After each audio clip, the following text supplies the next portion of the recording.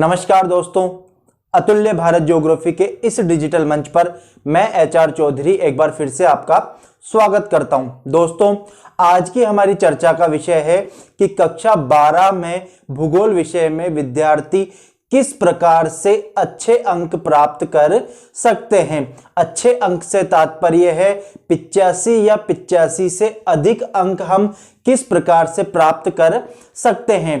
एक रणनीति बनाकर अगर हम अध्ययन करें तो हम आसानी से भूगोल विषय में 85, 90 या इससे भी अधिक अंक प्राप्त कर सकते हैं। इन अंकों को प्राप्त करने के लिए आपको कुछ ही बातों का ध्यान रखना आवश्यक है, और वो बातें क्या है इसके बारे में हम आज चर्चा करेंगे। सबसे पहले हमें भूगोल का विद्यार्थी होने के नाते हमें ये पता होना चाहिए कि इस बार माध्यमिक शिक्षा बोर्ड की प्रश्न पत्र की योजना क्या है। प्रश्न पत्र की योजना से तात्पर्य है कि हमारे प्रश्न पत्र में कुल कितने प्रश्न आएंगे, कितने अंक के कितने प्रश्न आएंगे और किस पाठ का वेटेज या अंक भार कितना है, कि किस पाठ में से ज्यादा अंकों के प्रश्न बनेंगे हमारे और किस पाठ में से कम अंकों के प्रश्न बनेंगे। जिस पाठ में से ज्यादा अंकों के प्रश्न आएंगे उसको हमें थोड़ा ज्यादा गहनता से पढ़ना है, और जिस पाठ का अंक भार कम है उसे तुलनात्मक रूप से हमें कम गहनता के साथ अध्ययन करना है। तो सबसे पहले हम बात करते हैं प्रश्न पत्र योजना की। जैसा कि आप लोगों को यहां पर बोर्ड पे दिखाई दे रहा है कि प्रश्न पत्र योजना के अंतर्गत इस बार माध्यमिक शिक्षा बोर्ड ने समय अवधि घटाकर कितनी कर दी है, 2 घंटे 45 मिनट कर दी है।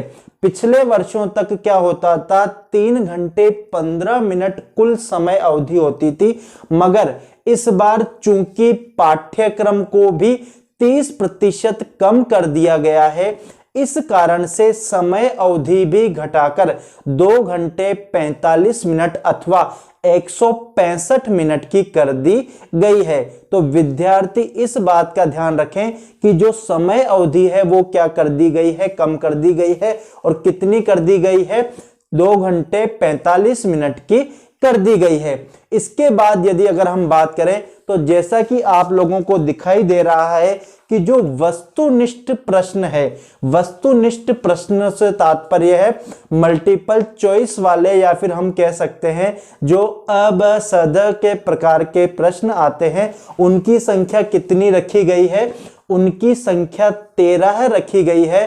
तो कुल 13 प्रश्न हमारे किस प्रकार के आएंगे, अ ब स द वाले आएंगे, जिनका हमें टिक लगाकर आंसर देना होता है। इसके पश्चात देखिए कि इसके पश्चात हमारे अति लघुत्रात्मक प्रश्न आते हैं। अति लघुत्रात्मक प्रश्न का मतलब है जिनका उत्तर एक शब्द में होता है। जैसे कि अगर हम उदाहरण के लिए बात करें तो जैसे नवनिश्चयवाद का सिद्धांत किसने दिया, ठीक है, आपके प्रश्न आया जैसे कि नवनिश्चयवाद का सिद्धांत किसने दिया, तो इसका एक शब्द में आंसर क्या है हमारे कि ग्रिफिथ टेलर ने नवनिश्चयवाद का सिद्धांत दिया। तो अति लघुत्रात्मक प्रश्नों की हमारे संख्या कितनी है कि कुल 4 प्रश्न आएंगे, जिनका अंक भार भी कितना होगा, 1 अंक का होगा। तो 13 प्रश्न तो हमारे अ ब स द वाले आएंगे और 4 प्रश्न हमारे क्या आएंगे, अति लघुत्रात्मक, जिनका उत्तर एक शब्द में देना है। इसके पश्चात हमारे लघुत्रात्मक प्रश्न आएंगे, जिनकी संख्या है 12 और प्रति प्रश्न अंक भार निर्धारित किया गया है 1.5, ठीक है। लघुत्रात्मक प्रश्नों से तात्पर्य है जिनका उत्तर हमें 25 से 30 शब्दों के अंतर्गत देना है, या फिर आप यूं कह सकते हैं कि 3 से 4 लाइनों में हमें इसका उत्तर देना होता है। तो इस प्रकार के प्रश्नों की संख्या कितनी आ रही है, हमारे कुल 12 प्रश्न हमारे लघुत्रात्मक प्रकार के आएंगे। फिर दीर्घ उत्तरीय प्रश्न, दीर्घ उत्तरीय प्रश्नों की संख्या है 3 और प्रति प्रश्न 3 अंक निर्धारित किया गया है। दीर्घ उत्तरीय प्रश्न से तात्पर्य है जिनका उत्तर हमें 50 से 60 शब्दों में देना होता है, उन्हें क्या कहा गया है, दीर्घ उत्तरीय प्रश्न कहा गया है। और प्रति प्रश्न 3 अंक निर्धारित किए गए हैं। इसके पश्चात हमारे आते हैं निबंधात्मक प्रश्न, और निबंधात्मक प्रश्नों की हमारे संख्या कितनी रहने वाली है, 2 रहने वाली है, और प्रति प्रश्न 4 अंक निर्धारित किए गए हैं। तो जो निबंधात्मक प्रश्न है वो कितने अंक के आएंगे, हमारे कुल 8 अंक के आएंगे। ठीक है, इसके अलावा हमारे पाठ्यक्रम में एक विश्व का मानचित्र है और एक भारत का मानचित्र है। दोनों में हमारे 2-2 अंक निर्धारित किए गए हैं, तो कुल 4 अंक के हमारे क्या आएंगे, विश्व और भारत के मानचित्र आएंगे। तो इस प्रकार से कुल 36 प्रश्न, ये चीज ध्यान दीजिएगा कि हमारे पाठ्य जो प्रश्न पत्र है उसमें कुल कितने प्रश्न आएंगे, हमारे 36 प्रश्न आएंगे। अब हम बात करते हैं कि किस अध्याय को कितना अंक भार निर्धारित किया गया है, शॉर्ट में देख लेते हैं और उसके बाद हम बात करेंगे कि हमें किस प्रकार से उत्तर पुस्तिका में प्रश्नों का उत्तर देना है और किस प्रकार से हम अधिक से अधिक अंक प्राप्त कर सकते हैं। जैसा कि आप लोगों को यहां पे दिखाई दे रहा है कि हमारे जो प्रत्येक पाठ जो हमारे पाठ्यक्रम में है उसका कितना अंक भार निर्धारित किया गया है। तो जो ज्यादा अंक भार वाले पाठ हैं उन्हें हमें ज्यादा तवज्जो देनी है और ज्यादा गहनता के साथ अध्ययन करना है। जैसा कि अगर हम बात करें तो आपको यहाँ पे दिखाई दे रहा होगा कि पहला पाठ हमारे 4 अंक का है, मानव भूगोल प्रकृति एवं विषय क्षेत्र। इसके अलावा जो जनसंख्या संगठन वाला चैप्टर है वो भी 4 अंक का है, और जो द्वितीय क्रियाएं सेकेंडरी एक्टिविटीज जिसमें उद्योगों को प्रभावित करने वाले कारक हैं, इसके अलावा अगर हम बात करें कि विश्व में उद्योगों का वितरण लौह इस्पात उद्योग और सूती वस्त्र उद्योग है, तो वो वाला चैप्टर हमारे कुल कितने 5 अंक का निर्धारित किया गया है। और अगर हम बात करें तो 13वें नंबर पे हमारे जल संसाधन वाला चैप्टर है, जो हमारी सेकंड बुक भारत लोग और अर्थव्यवस्था वाला जो बुक है उसमें 5.5 मतलब 5.5 अंक का निर्धारित किया गया है।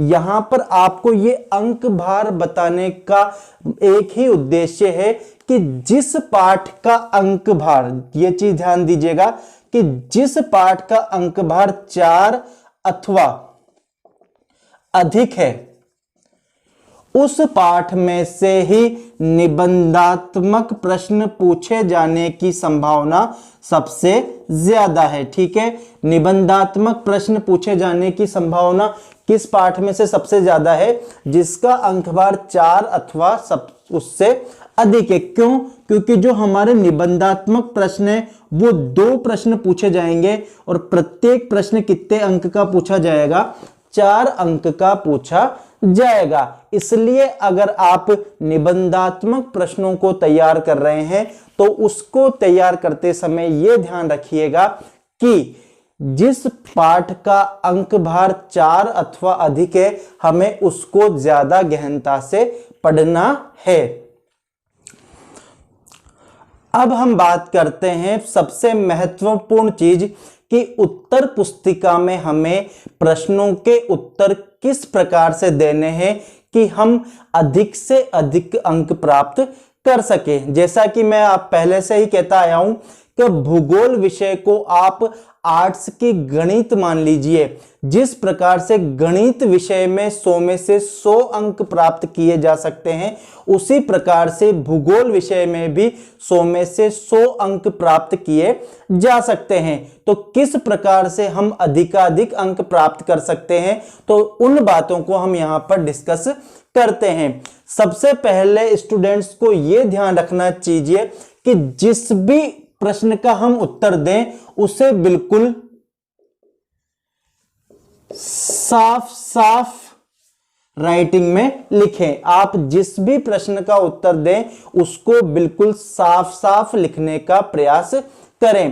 कई बार स्टूडेंट्स के मन में यह होता है कि समय कम रह जाएगा, हमारा पेपर छूट जाएगा, हमारा कोई प्रश्न छूट जाएगा, तो ये आप मानसिकता मन में न आने दें। हमें जो माध्यमिक शिक्षा बोर्ड के द्वारा समय दिया गया है वो काफी सफिशिएंट हो सकता है और आप अपना प्रश्न पत्र इस निर्धारित समय में पूरा कर सकते हैं। तो आराम से और साफ साफ लिखने का प्रयास करें। इसके पश्चात देखिए, हमारे जब पहला जो प्रश्न आते हैं वो आते हैं वस्तुनिष्ठ प्रकार के प्रश्न। ठीक है, वस्तुनिष्ठ प्रकार के प्रश्नों में हमारे जो एग्जाम का पेपर होता है उसमें अ ब स द दिए होते हैं। तो स्टूडेंट्स क्या करते हैं कई बार कि जैसे उन्होंने लिखा कॉपी में उत्तर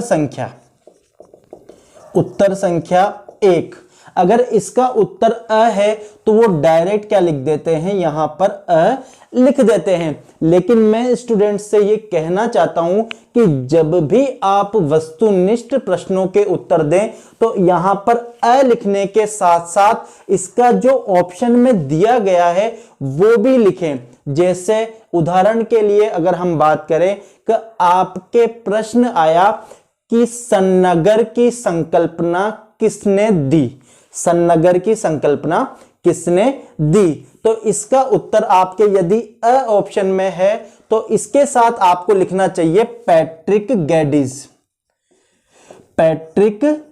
गैडीज। साफ साफ शब्दों में आप यहां पर लिखिए कि उत्तर संख्या 1 अ ब स द जो भी उत्तर है उसे यहां पर लिखिए और उस ऑप्शन में जो भी नाम लिखा गया है उसे आप यहां पर लिखिए।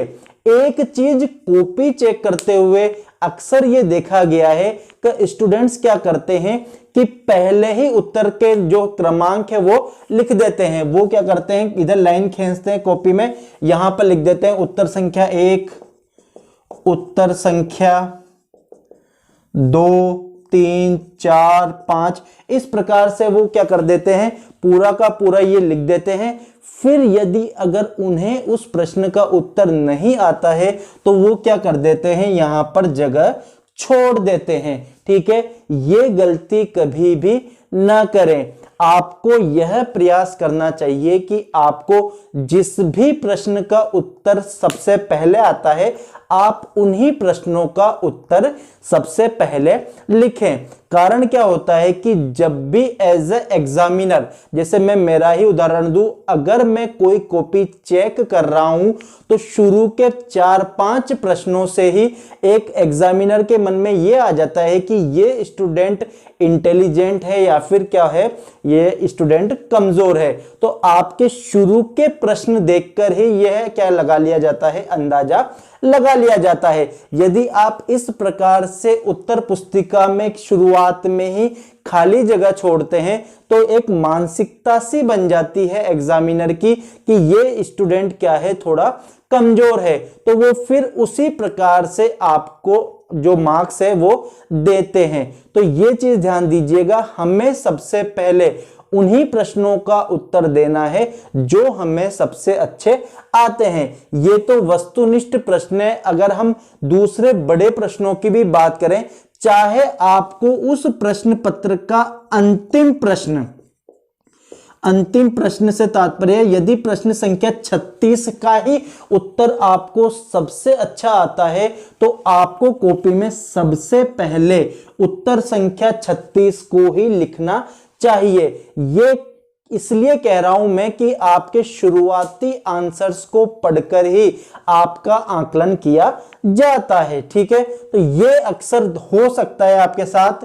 तो मेरा तो ये मानना है कि आपको सबसे पहले उन्हीं प्रश्नों का उत्तर देने का प्रयास करना चाहिए जो आपको सबसे अच्छे आते हैं। इसके बाद एक चीज और देखी गई है स्टूडेंट्स में कि स्टूडेंट्स क्या करते हैं कि बिल्कुल सटा सटा कर, मान लीजिए जैसे यहां पर लिखा उत्तर संख्या 1, इसका आंसर यहां पे लिखा तो फिर उसके पास में ही लिख देते हैं उत्तर संख्या 2 या फिर कोई भी है तो वो क्या करते हैं, जगह नहीं छोड़ते हैं। जबकि मैं ये आपसे कहना चाहता हूं कि आपकी जो उत्तर पुस्तिका है उसमें पर्याप्त पृष्ठ होते हैं, तो आप कोई भी उत्तर चेंज करें या फिर एक के बाद दो ही दें तो एक लाइन छोड़ने का प्रयास करें, जिससे आपके जो उत्तर हैं वो स्पष्ट और साफ साफ दिखाई देंगे कि कहां पर आपका कोई भी प्रश्न का उत्तर समाप्त हुआ है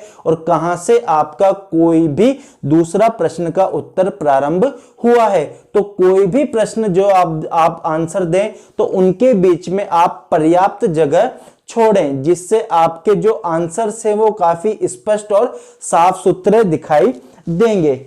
इसके बाद में देखिए, अब भूगोल के विद्यार्थी हैं तो आपको आपके आंसर राइटिंग में फ्लो चार्ट्स का प्रयोग करना चाहिए। अब आपके कई स्टूडेंट्स के दिमाग में यह आएगा कि फ्लो चार्ट्स क्या होते हैं। तो देखिए, फ्लो चार्ट से तात्पर्य है, एक उदाहरण के माध्यम से हम इसे समझते हैं कि मान लीजिए आपके प्रश्न आया कि विश्व में जनसंख्या वितरण को प्रभावित करने वाले कारक कौन कौन से हैं, विस्तार से बताइए। एक निबंधात्मक प्रश्न का उदाहरण ले लीजिए कि विश्व में जनसंख्या वितरण को प्रभावित करने वाले कारक कौन कौन से हैं, विस्तार से समझाइए। तो आपको इसका आंसर लिखते समय किस प्रकार से लिखना चाहिए, मान लीजिए उत्तर संख्या 35, ठीक है, आपको यहां लिखना है। फिर आप यहां पे लिखेंगे विश्व में जनसंख्या वितरण को प्रभावित करने वाले कारक, ठीक है। इसके बाद ऐसे करके आपके जो भी कारक हैं उन्हें यहां लिख सकते हैं, जैसे भौतिक कारक,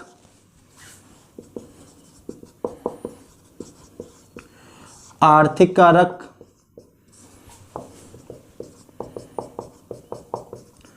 सामाजिक व सांस्कृतिक कारक, और यहां पर लिख सकते हैं आप अन्य कारक। अगर इसमें भी आपके ऑप्शंस हैं, जैसे यहां पर आप लिख सकते हैं उच्चावच, तापमान, मृदा की उर्वरता,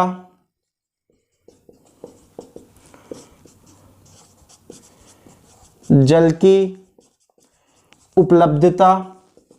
तो इस प्रकार से अगर आप इस फ्लो चार्ट का प्रयोग करेंगे तो कॉपी चेक करने वाले एग्जामिनर को आपके आंसर का यहीं पर ही क्या हो जाएगा, संक्षेप में ज्ञान हो जाएगा कि इस विद्यार्थी ने क्या है, आंसर अच्छा लिखा है। आपका जो आंसर है काफी स्पष्ट हो जाएगा और काफी उसको समझ में आ जाएगा एग्जामिनर को कि स्टूडेंट क्या लिखना चाहता है। तो इस प्रकार से आप आंसर लिखने का प्रयास कीजिए, चाहे आपके प्रवास के कारण हो, चाहे आपके जनसंख्या वितरण को प्रभावित करने वाले कारक हो, या कोई से भी प्रश्न है, तो आप इस प्रकार के फ्लो चार्ट्स का क्या कर सकते हैं, वहां पर उपयोग कर सकते हैं, जिससे हम अधिक से अधिक अंक प्राप्त कर सकते हैं। इसके अलावा देखिए, जो सबसे इंपॉर्टेंट चीज है भूगोल का विद्यार्थी होने का, वो है कि आप लोगों को मैप बनाना आना चाहिए। अगर आपसे कोई प्रश्न पूछा गया है और अगर आप उसे मैप के माध्यम से समझा रहे हैं तो उस प्रश्न के उत्तर में आपको अधिक अंक प्राप्त हो सकते हैं। कैसे? तो देखिए, मैप का उपयोग, जैसे अगर हम बात करें कि आपके आया का स्वर्णिम चतुर्भुज योजना क्या है, संक्षेप में लिखिए। स्वर्णिम चतुर्भुज योजना के बारे में लिखिए, ठीक है।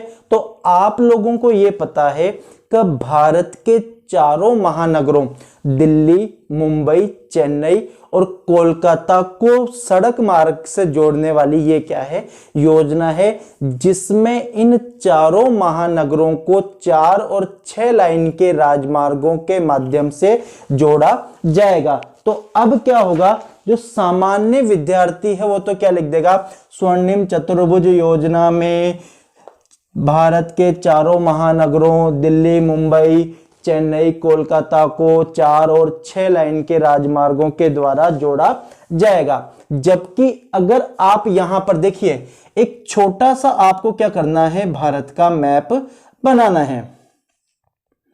जैसा भी बने, ठीक है, परफेक्ट कोई नहीं होता, लेकिन इस प्रकार से बनाने का प्रयास करें कि वो थोड़ा भारत जैसा लगे। इतना कठिन नहीं है भारत का मैप बनाना। अगर आप लोग अभ्यास करेंगे तो आप लोग भी भारत का अच्छा मैप बना सकते हैं। तो इस प्रकार से एक छोटा सा मैप बना लीजिए। अब यहां पर आप देखिए कि स्वर्णिम चतुर्भुज योजना के अंतर्गत क्या है, यहां पर दिल्ली, यहां पर मुंबई, यहां पर चेन्नई और यहां पर कोलकाता, इन चारों महानगरों को सड़क के माध्यम से जोड़ा जाएगा। तो आप यहां पे यूं